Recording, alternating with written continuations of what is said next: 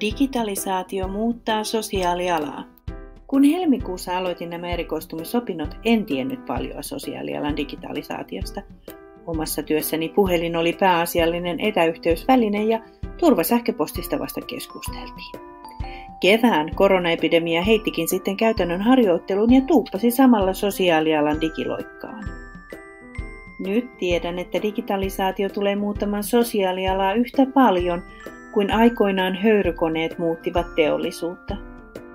Se tulee muuttamaan kokonaan meidän tapamme tehdä työtä ja tarjota palveluita ja haastaa meitä ajattelemaan laatikon ulkopuolelta.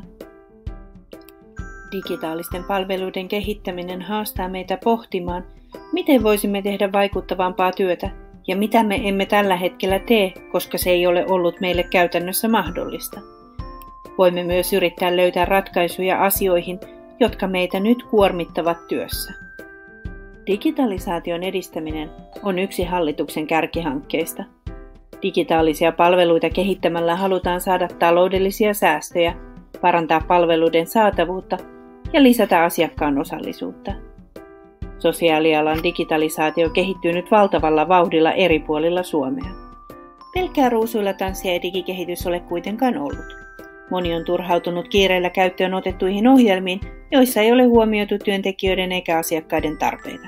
Opastusta tai ohjeita ei ole ollut riittävästi eikä käytön IT-tukea ole muistettu. Myös tietoturvakysymykset mietityttävät, ja ihan syystä.